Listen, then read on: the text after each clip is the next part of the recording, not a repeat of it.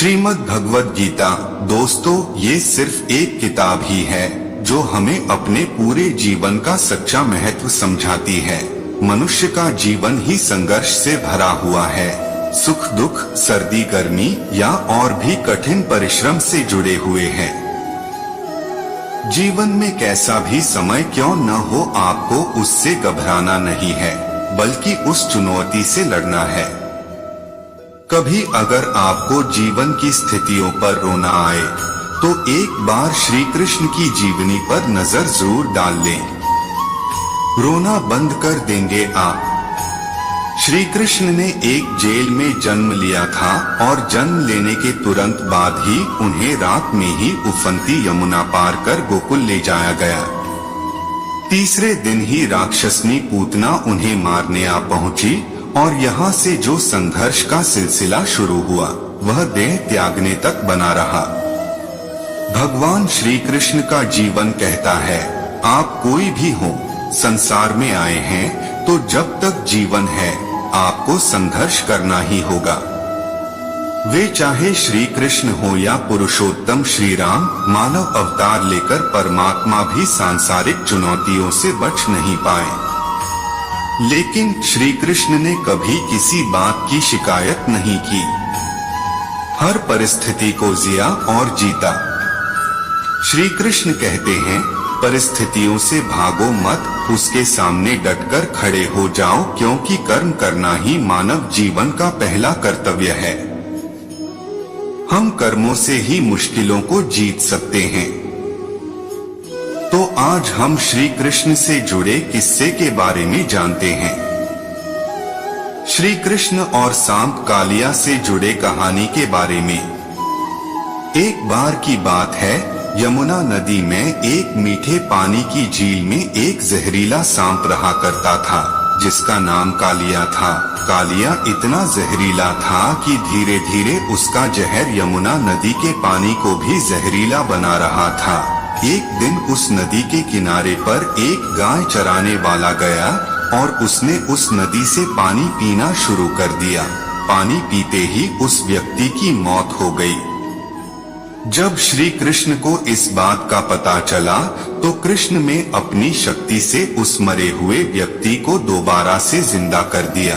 उसके बाद कृष्ण यमुना नदी में कूद गए और नदी की गहराई में जाने लगे। नदी की गहराई में गए तो वह जोर जोर से सांप को पुकारने लगे। उस समय कृष्ण को नदी में गए हुए काफी समय हो गया था। यह देखकर लोग चिंतित होने लगे और कुछ लोग तो वहां करने लगे थे। उसके बाद कालिया सांप नदी के अंदर से बाहर निकला और श्री कृष्ण के सामने आया। सामने आते ही श्री कृष्ण पर आक्रमण कर दिया। देखते ही देखते श्री कृष्ण उस कालिया सांप के सर पर नाचने लगे। वह कालिया सांप 1000 सर वाला विशाल सांप था। श्री कृष्ण इतनी तेजी से नाचने लगे थे कि कालिया सांप के मुंह से खून निकलने लगा। जब यह बात कालिया की पत्नी को पता चली तो वह श्री कृष्ण के सामने कालिया के जीवन की भीख मांगने लगी। श्री कृष्ण ने कालिया सांप को जमुना नदी को छोड़कर रामान का द्वीप में जाने के लिए कहा और उसे यह आश्वासन भी दिया, उन पर कभी भी गरुड़ हमला नहीं करेंगे, क्योंकि उसके सिर के ऊपर कृष्ण के पैरों के निशान छप चुके हैं। यह सुनकर कालिया सांप बहुत ज्यादा खुश हो गया और फिर वह अपनी पत्नी के साथ यमुना नदी को छोड़कर वहां से दूर चला गया। इस प्रकार श्री कृष्ण ने कालिया सांप से गांव वालों की रक्षा की।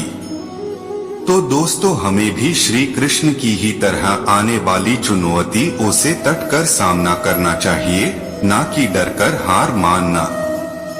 भगवद गीता में श्री कृष्ण ने कहा है कि आप कितने भी अच्छे कर्म कर लो, लेकिन समाज आपके बुरे कार्यों को ही सदैव याद रखता है। इसलिए लोग क्या कहेंगे यह सोचने से बेहतर है कि आप अपना कर्म करें। जन्म लेने वाले के लिए मृत्यु उसी प्रकार निश्चित है जितना कि मरने वाले के लिए जन्म लेना। इसलिए इस विषय पर शोक मनाना व्यर्थ है। गीता में कहा गया है, जो इंसान किसी की कमी को पूरी करता है वो सही अर्थों में महान होता है। तुम्हारे साथ जो हुआ वह अच्छा हुआ, जो हो रहा है वो भी अच्छा है और जो होगा वो भी अच्छा होगा। गीता के अनुसार जिंदगी में हम कितने सही हैं और कितने गलत हैं यह केवल दो लोग जानते हैं, एक परमात्मा और दूसरी हमारी अंतरात्मा। जीवन का आनंद ना तो भूतकाल में है और ना भविष्य काल में, बल्कि जीवन तो बस वर्तमान को जीने में है। जब तक शरीर है तब तक कमजोरियां तो रहेगी ही, इसलिए कमजोरियों की चिंता छोड़ो और जो सही कर्म है उस पर अपना ध्यान लगाओ। अर्जुन, तुम भला क्यों रोते हो? तुमने जो खोया क्या वह तुमने पैदा किया था?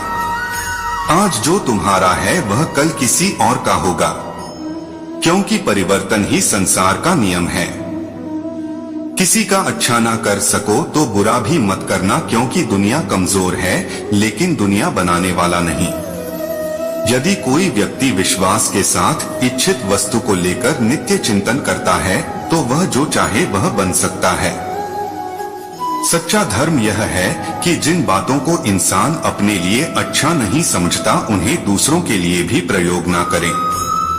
कोई भी व्यक्ति अपने विश्वास से बनता है, वह जैसा विश्वास करता है उसी अनुरूप बन जाता है। मन अशांत है और उसे नियंत्रित करना कठिन है, लेकिन अभ्यास से इसे वश में किया जा सकता है। मेरे लिए समस्त प्राणी समान हैं। ना तो कोई मुझे अत्यधिक प्रिय है और ना ही कम, लेकिन जो मेरी भक्ति पूरे मन से करते हैं मैं सदैव आवश्यकता पड़ने पर उनके काम आता हूँ। मन की शांति से बढ़कर इस संसार में कोई भी संपत्ति नहीं है। जो मनुष्य फल की इच्छा का त्याग करके केवल कर्म पर ध्यान देता है वह अवश्य ही जीवन में सफल होता है।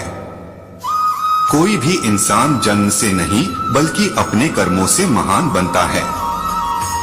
अपना, पराया, छोटा, बड़ा इत्यादि को भूलकर यह जानो कि यह सब तुम्हारा है और तुम प्रति एक के हो। बिना फल की कामनाएं ही सच्चा कर्म है। ईश्वर चरण में हो समर्पण वही केवल धर्म है। जो व्यक्ति क्रोध करता है उसके मन में भ्रम पैदा होता है, जिससे उसका बौद्धिक तर्क नष्ट हो जाता है और तभी व्यक्ति का धीरे धीरे पतन होने लगता है। गीता में लिखा है, जब इंसान की जरूरत बदल जाती है तब इंसान के बात करने का तरीका बदल जाता है। इस संपूर्ण संसार में अपकीर्ति मृत्यु से भी अधिक खराब होती है। सदैव संदेह करने वाले व्यक्ति के लिए प्रसन्नता ना इस लोक में है ना ही कहीं और। जीवन में सफलता का ताला दो चाबियों से खुलता है, एक कठिन परिश्रम और दूसरा दृढ़ संकल्प। जो मन को नियंत्रित नहीं करते उनके लिए वह शत्रु के समान कार्य करता है। कठिन परिश्रम से बचने के लिए व्यक्ति को भाग्य और ईश्वर की इच्छा जैसे बहानों के बजाय चुनौतियों का सामना करना चाहिए। गीता में कहा गया है, कोई भी अपने कर्म से भाग नहीं सकता, कर्म का फल तो भुगतना ही पड़ता है। मनुष्य को अपने कर्मों के अच्छे और बुरे फल के विषय में सदैव सोचकर चिंताग्रस्त नहीं होना चाहिए। मनुष्य अपने विश्वास से निर्मित होता है, जैसा वह विश्वास करता है वैसा वह बन जाता है। जो मनुष्य प्रतिदिन खाने, सोने और आमोद प्रमोद के कार्यों में लिप्त रहता है वह नियमित तौर पर योगाभ्यास करके समस्त क्लेशों से छुटकारा पा सकता है। जब इंसान अपने काम में आनंद खोज लेते हैं तब वे पूर्णता प्राप्त करते हैं।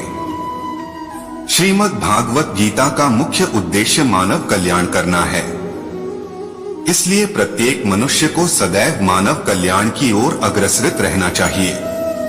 माफ करना और शांत रहना सीखिए, ऐसी ताकत बन जाओगे कि पहाड़ भी रास्ता देंगे।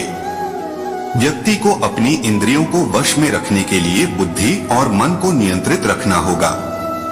जो होने वाला है वो होकर ही रहता है और जो नहीं होने वाला वह कभी नहीं होता।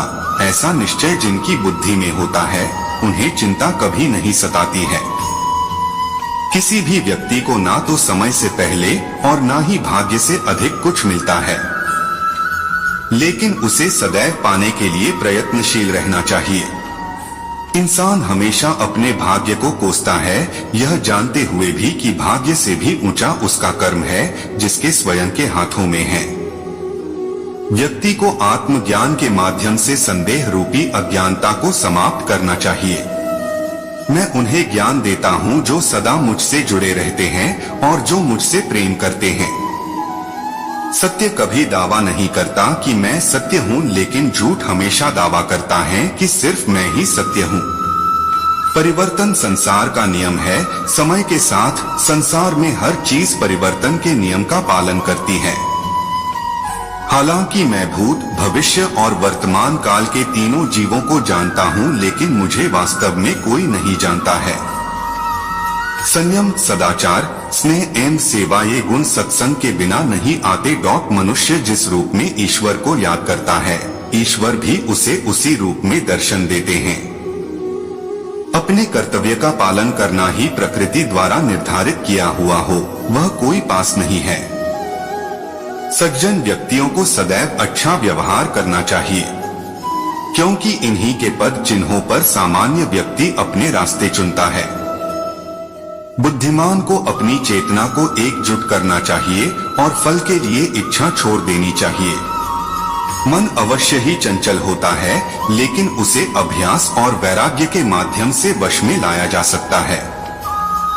इंद्रियों की दुनिया में कल्पना सुखों की प्रथम शुरुआत है और अंत भी जो दुख को जन्म देता है। इस संपूर्ण संसार में कोई भी व्यक्ति महान नहीं जन्मा होता है, बल्कि उसके कर्म उसे महान बनाते हैं। जीवन में कभी गुस्सा या क्रोध ना करे, यह आपके जीवन के ध्वंस कर देगा। हे पार्थ, मैंने और तुमने अपने कर्तव्यों को निभाने के लिए धरती पर कई अवतार लिए हैं, लेकिन मुझे याद है और तुम्हें नहीं। वासना, क्रोध और लालच नरक के 3 दरवाजे हैं।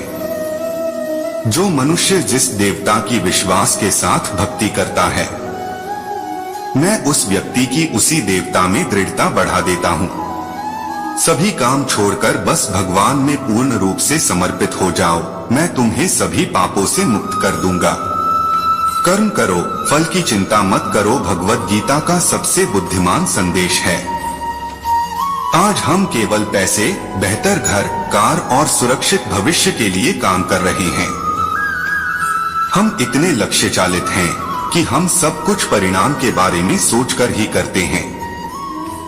यह एक ऐसी चीज है जिससे हमें बचना चाहिए, केवल इसलिए कि यदि अपेक्षाएं पूरी नहीं होती हैं तो दर्द अवश्यंभावी है। इसलिए काम करते रहें और बदले में कुछ भी उम्मीद न करें। जो व्यक्ति मैं और मेरा इत्यादि की भावना से मुक्त हो जाता है, उसे जीवन में शांति की प्राप्ति होती है। आत्मज्ञान की तलवार से काटकर अपने हृदय के अज्ञान के संदेह अलग कर दो। अनुशासित रहो, उठो और कार्य करो।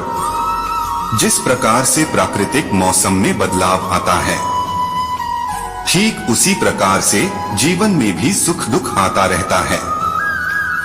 वह कभी स्थायी नहीं रहते हैं। इस जीवन में ना कुछ खोता है, ना व्यर्थ होता है। जो लोग परमात्मा को पाना चाहते हैं, वह ब्रह्मचर्य का पालन करते हैं। भगवान श्री कृष्ण कहते हैं कि मैं इस संसार की सुगंध हूँ, अग्नि की ऊष्मा हूँ और समस्त जीवित प्राणियों का आत्म संयम हूँ। बुद्धिमान व्यक्ति कभी भी कामुक सुख में आनंद लेते हैं। वह सदैव मोक्ष की प्राप्ति में लगे रहते हैं। वह जो सभी इच्छाएं त्याग देता है, उसे शांति की प्राप्त होती है। संपूर्ण संसार में जब अधर्म और पाप बढ़ता है, तो मैं धर्म की पुनः स्थापना के लिए धरती पर अवतार लेता हूँ।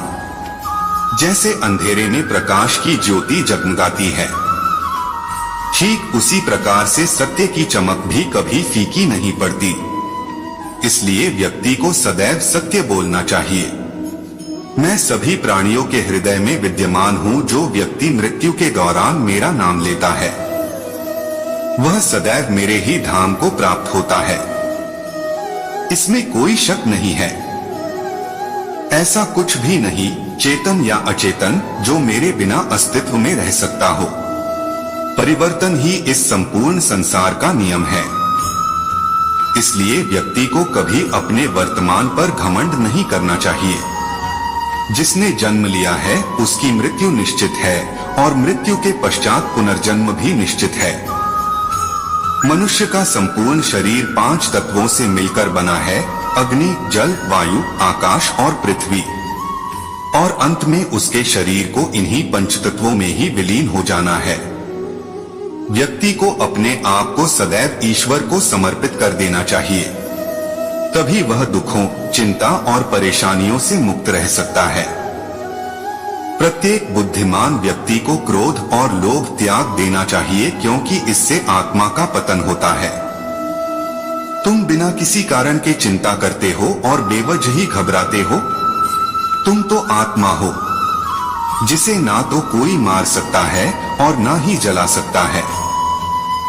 यही जीवन की सच्चाई है, जिसे प्रत्येक व्यक्ति को जानना चाहिए। न तो यह शरीर तुम्हारा है और न ही तुम इस शरीर के मालिक हो।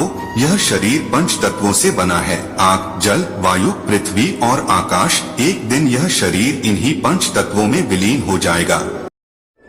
राधे राधे।